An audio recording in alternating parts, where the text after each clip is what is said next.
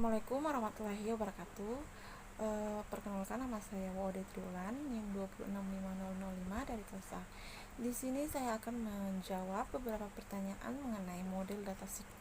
Oke, langsung saja pada pertanyaan yang pertama, yaitu jelaskan tentang elemen SIG dalam dunia nyata. Nah, sebelumnya kita ketahui dulu, SIG itu adalah sebuah sistem yang digunakan untuk mengumpulkan, memproses, menganalisis, dan menampilkan data yang memiliki referensi geografis atau lokasi. Dan di dalam SIG ini ada beberapa elemen dalam dunia nyata, diantaranya yang pertama yaitu data geografis, di mana dia adalah elemen terpenting dalam SIG. Data ini mencakup informasi tentang lokasi, bentuk, dan topografi dari wilayah tertentu. Contohnya seperti data batas administrasi suatu wilayah, peta topografi, data jalan dan jaringan transportasi, atau data demografi penduduk. Yang kedua yaitu perangkat lunak SIG, yaitu program yang digunakan untuk memproses dan menganalisis data geografis. Dalam perangkat lunak SIG tersedia di pasaran seperti ArcGIS, QGIS, dan Mappinfo. Yang ketiga yaitu hardware. Komputer dan perangkat keras lainnya seperti GPS dan printer juga merupakan elemen penting dalam implementasi SIG. Lalu ada teknologi GPS atau Global Positioning System yang digunakan untuk menentukan posisi dan lokasi yang akurat pada bumi. Lalu ada analisis SIG.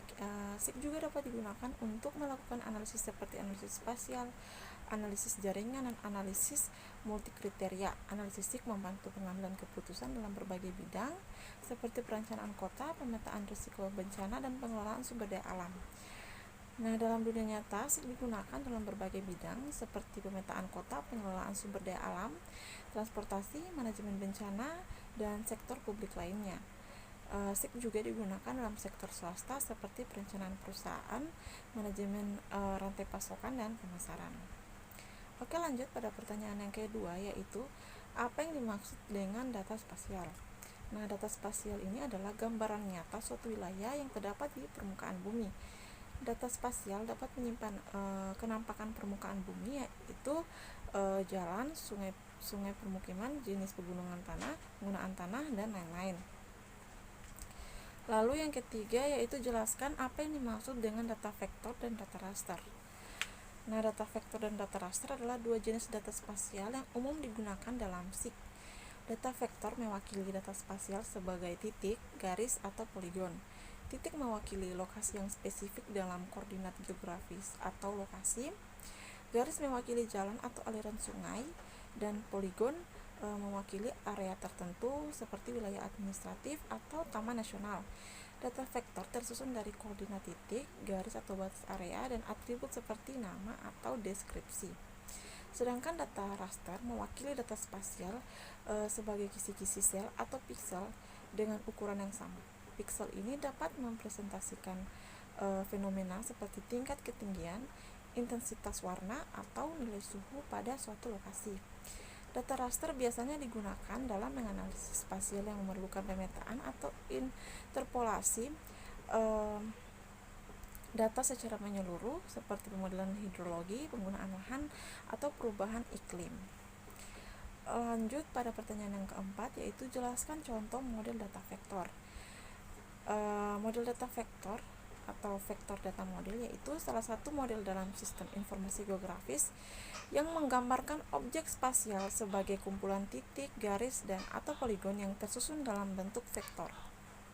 Nah, contoh penggunaan model data vektor adalah pada peta jalan raya. Peta jalan raya terdiri dari kumpulan garis yang mempresentasikan jalan, baik itu jalan besar, jalan kecil, jalan raya, atau jalan setapak. Setiap garis diwakili oleh serangkaian koordinat yang mempresentasikan lokasi awal dan akhir garis dengan sedemikian membentuk vektor. Contoh lain dari penggunaan model data vektor adalah pada peta tanah. Peta tanah dapat dibuat dengan mempresentasikan batas-batas tanah dalam bentuk poligon yang terdiri dari serangkaian koordinat. Dalam hal ini, setiap poligon mempresentasikan area yang dikelilingi oleh batas-batas tanah yang diwakili oleh garis-garis yang membentuk vektor. Oke, lanjut pada pertanyaan yang kelima, yaitu apa yang dimaksud dengan model data non-spasial atau atribut. Nah, model data non-spasial atau atribut adalah model data yang digunakan untuk mempresentasikan informasi non-spasial atau atribut seperti data numerik, kategori atau teks yang tidak terkait dengan lokasi geografis atau spasial. Model data ini sering digunakan dalam berbagai bidang seperti bisnis, ekonomi, sosiologi, dan ilmu komputer. Lalu yang terakhir yaitu jelaskan hubungan antara data atribut dan data spasial pada slide nomor 16.